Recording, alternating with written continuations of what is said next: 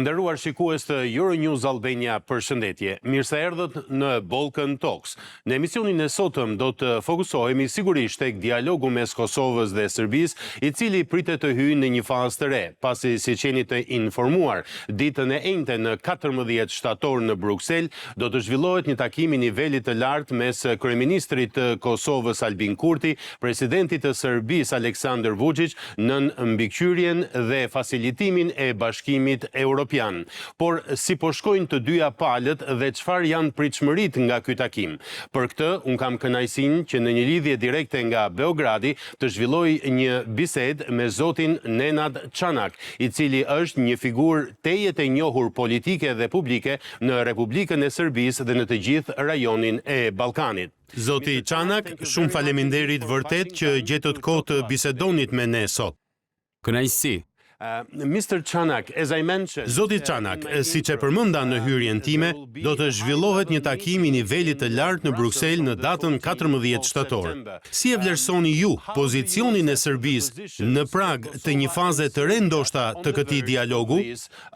New phase of dialogue.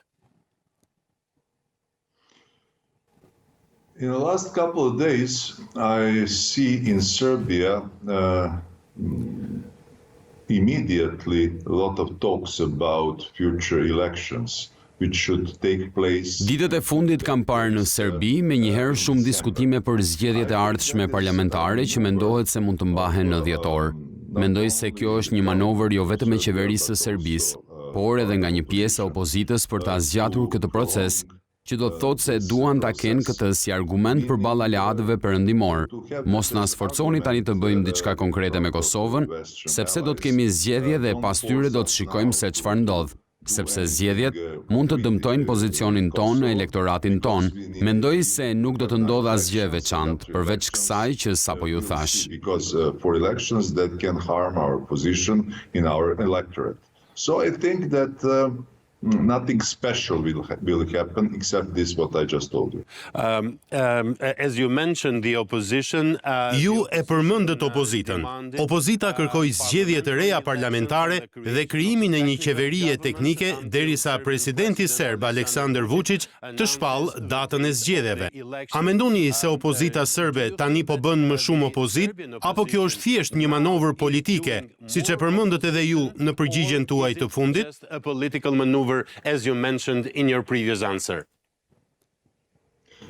I assume that the majority of opposition is the opposition just because they're not. Besoj se shumica e opozitës është në opozit vetëm sepse janë në pushtet. Nëse i pyesni ata për disa çështje politike, do t'ju japin të njëjtën përgjigje si regjimi në fuqi. Ndaj mendoj se të gjithë ata po përpiqen sa më fort të munden të ngadalsojnë procesin me Kosovën dhe normalizimin me Kosovën. Edhe po presin, po tregohem realist, po jap mendimin tim, po presin të ndodhë diçka spektakolare në Ukrainë, do me thënë të përparoj Kremlini dhe Putin të riforcoj pozicionin e tij ndërkombëtar. Something spectacular to happen in Ukraine, meaning the Kremlin to make some progress and Putin to reinforce his international position.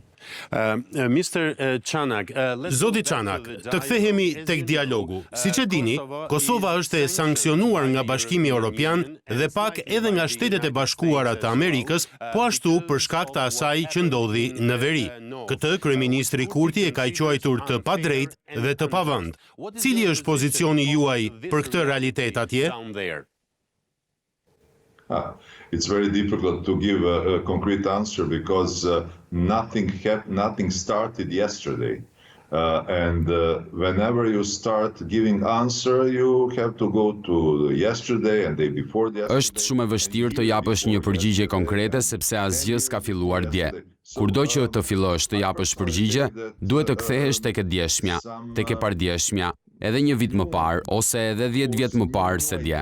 Personalisht mendoj se disa forca të reja, disa ide të reja duhet të futen në qarkullim tashmë.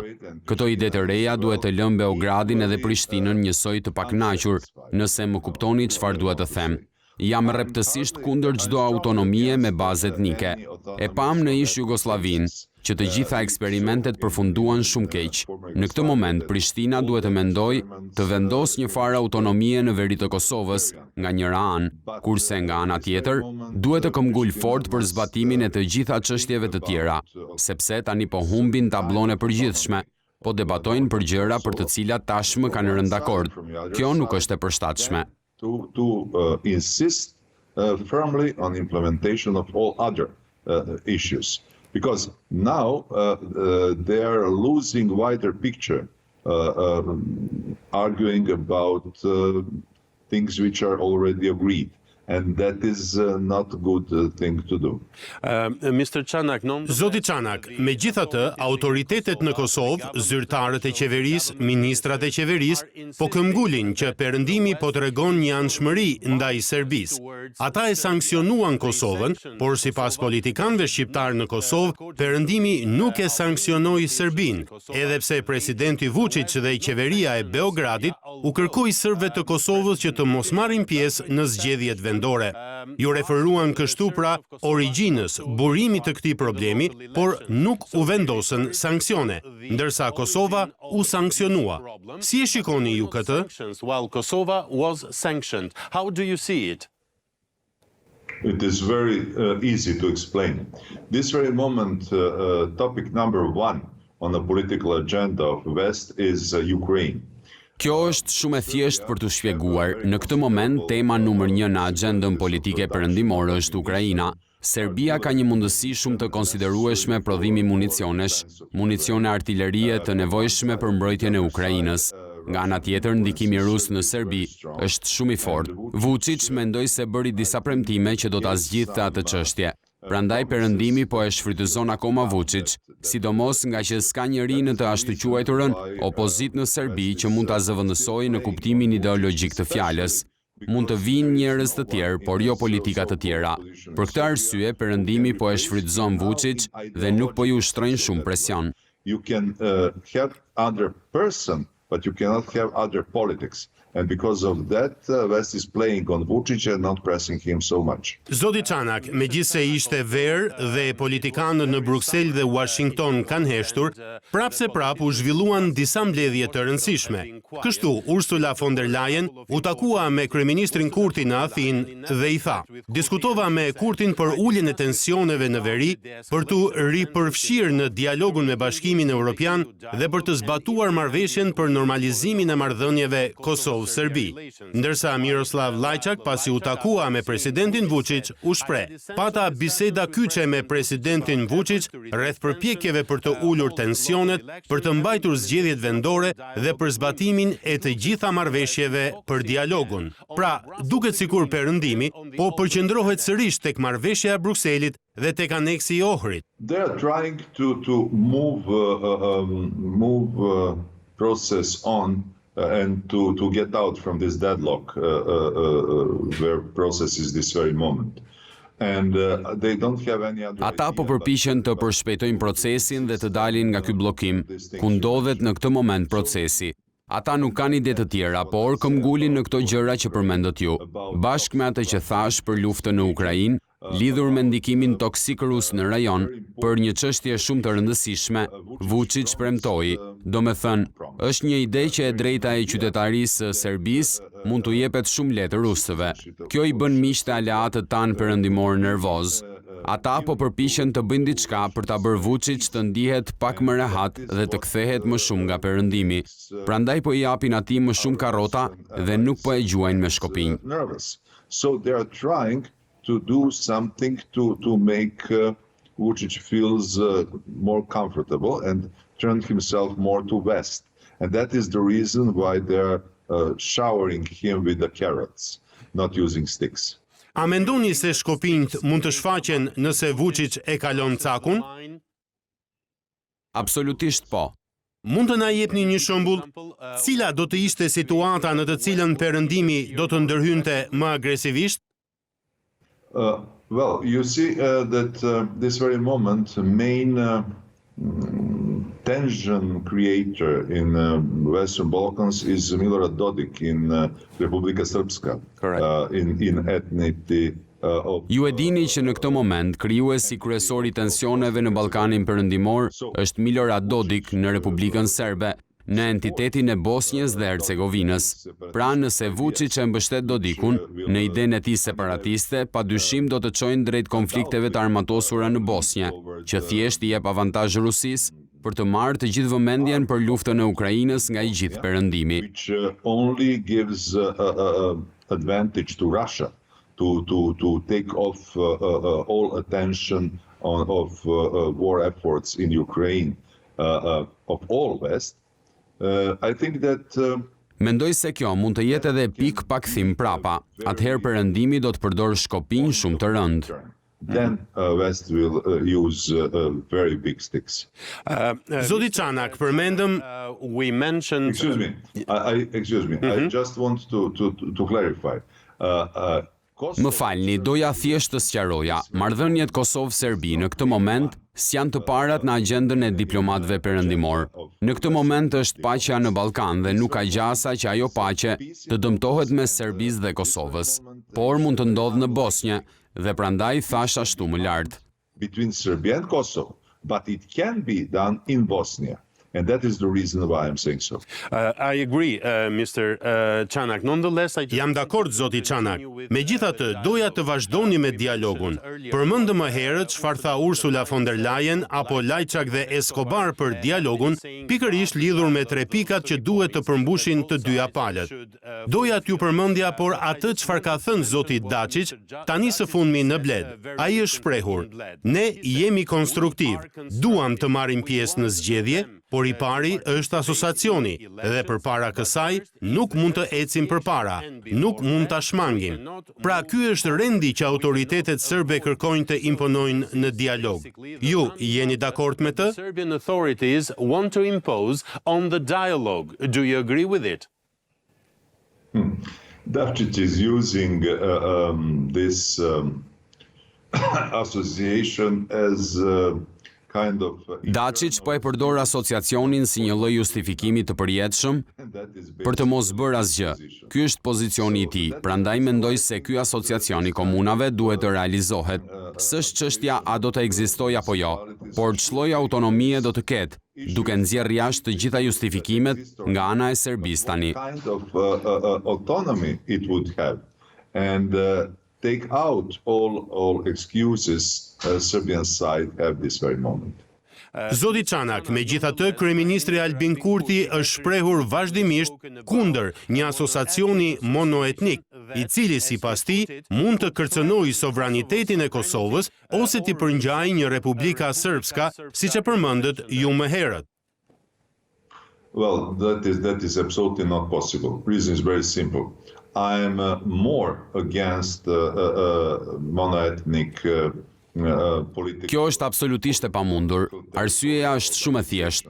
Unë jam më shumë kundër organizimit monoetnik politik territorial se sa vetë zotit Kurti, por në këtë moment krahasimi nuk është shumë me vend, sepse Republika Serbe është 49% e territorit të Bosnjë-Hercegovinës.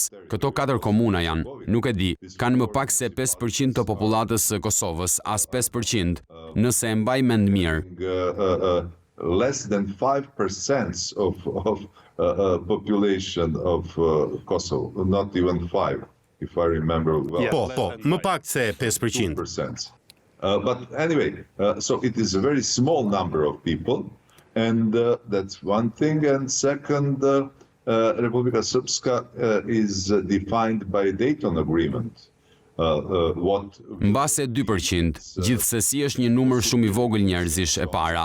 E dyta, Republika Srpska, përcaktohet nga marrëveshja e Daytonit. Kjo do të thotë mundësia e saj e kështu e cila është shumë e abuzuar nga Milorad Dodik. Kjo shtrirje ndikimi I këtij asociacioni komunash duhet të negociohet. Këtu shoh hapësira për negociata, hapësirë ku mund të gjendet një zgjidhje. Jam dakord që organizatat monoetnike politike janë të këqija, por tani është më pak e keqja dhe në Ballkan, më pak e keqja është më e mira që mund të kemi. I agree that monoethnic political organizations are bad, but this very moment this is less evil and the Balkans, as you know, less evil is best what we can have. Mr. Çanak, Zoti Çanak, lexova një intervistë që dha për Zërin e Amerikës për shërbimin serb ambasadori i Shteteve të Bashkuara të Amerikës në Beograd, Christopher Hill. Ai u shpreh: "Duam një marrëveshje mes Kosovës dhe Serbisë bazuar në krijimin e asociacionit të komunave serbe, që serbët në Mitrovicën e Veriut dhe në Kosovë t'i dinë rregullat dhe të dinë se si do të jetë jeta e tyre. Ne, si Shtetet e Bashkuara të Amerikës, e njohim Kosovën dhe duam ta shohim atë pjesë të organizatave ndërkombëtare. Kjo është politika jon dhe mendoj se është e duhura. Me këtë biem dakord edhe si partner të Bashkimit Evropian." A është kjo, Zoti Çanak, strategjia? Is this the roadmap? Well, basically yes. Basically that's it. Rules must be known, and because of that, citizens of Kosovo. Në thelb, po. Në thelb kjo është, rregullat duhet të dihen. Për këtë shkak, qytetarët e Kosovës dhe në veri të Kosovës duhet të marrin pjesë në zgjedhje. Kjo nuk diskutohet fare, po ashtu mos pjesëmarrja në zgjedhje nuk u jep të drejtën të shkatërrojnë shoqërinë politike e titulluar Republika e Kosovës. Kjo është, mendoj se Zoti Hill ka idenë se do t'i jap fund karrierës së tij diplomatike me këtë proces të përfunduar në Kosovë. Të përfunduar në kuptimin që Kosova do të jetë projekt i përfunduar, një shtet i pavarur dhe i njohur ndërkombëtarisht, që është edhe antar i organizatave ndërkombëtare. Mendoj se kjo është arsyeja për të cilën po flet për asociacionin. That Kosovo will be ended project of independent, internationally recognized state member of international organizations. And I think that is the reason why he's talking about this association. There was a meeting the previous week in Brussels. Javën e kaluar u zhvillua një mbledhje në Bruksel me zotit Lajçak dhe zotit Escobar. Siç e përmendën edhe ata, e kishin organizuar këtë takim për të diskutuar thellësisht për dialogun në të ardhmen e afërt dhe për t'u koordinuar.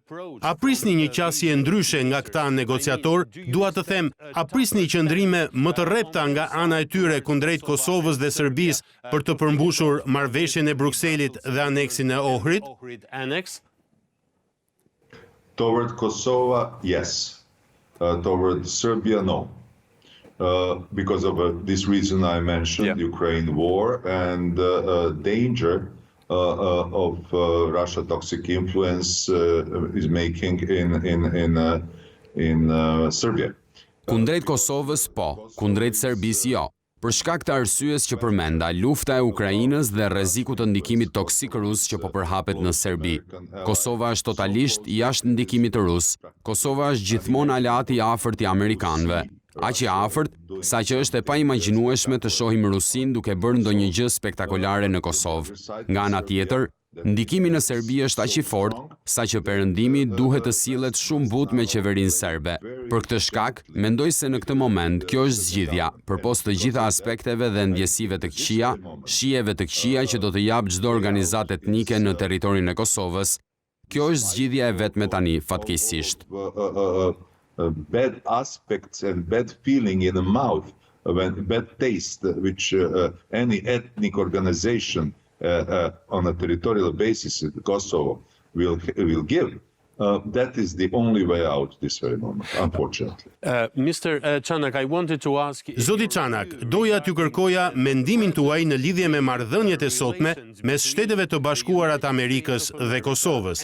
Ka pasur disa tensione, ka pasur dhe disa shkëmbime të tensionuara fjalësh mes udhëheqësve të ndryshëm.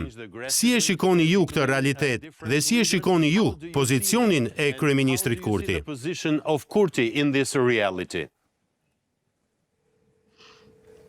To be completely honest, United States have... Për të qenë plotësisht i sinqert, Shtetet e Bashkuara kanë një qasje diplomatike atë të superfuqisë.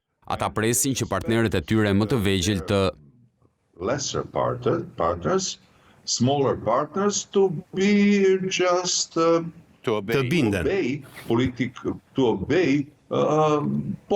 Të binden politikisht, t'i binden politikës së Shteteve të Bashkuara dhe kaq. përpos faktit që askush në Shtetet e Bashkuara s'mund ta kuptojë vërtet situatën mirë dhe në çdo thellësi si dikush që jeton këtu. Zoti Kurti, me sa e njoh atë, me sa e ndjek punën e tij, është majtist shumë i fortë. Ai ka parime dhe nuk do të dorëzohet, por ai nuk është njeri i paarsyeshëm. Nëse e bindni se çfarë është e duhura për vendin e tij, pra për Kosovën, mendoj se do ta kuptojë nevojën për t'u treguar i zgjuar. And he have principles he don't want to give up. But he is not unreasonable man. And if you convince him what is good for his country, meaning Kosovo, I think that he'll understand necessity of being wise instead of this very moment, instead of insisting. Në këtë moment, është këmbgulja te mendimet e tij shumë të kuptueshme. Pra mendoj se në këtë moment kemi një keqkuptim mes njerëzve në SBA që janë të paduruar për zgjidhjen e çështjes së Kosovës dhe zoti Kurti që nuk do të jetë një marionet e fijeve amerikane. Këtë po shohim tani. About the solution of Kosovo issue, and Mr. Kurti who don't want to be a just puppet on American strings. And that is what we are seeing now. Është një tjetër çështje për të cilën doja të merrja opinionin tuaj. Cila është ndjesia në Serbi? Sigurisht, edhe opinioni juaj personal për qëndrimet e ndryshme që kanë pasur kryeministri i Kosovës Albin Kurti dhe kryeministri i Shqipërisë Edi Rama, sidomos për çështje të rëndësishme të dialogut me Serbisë dhe Kosovës. Dialogue between Serbia and Kosova. That is a much deeper and more complicated question, but you ask.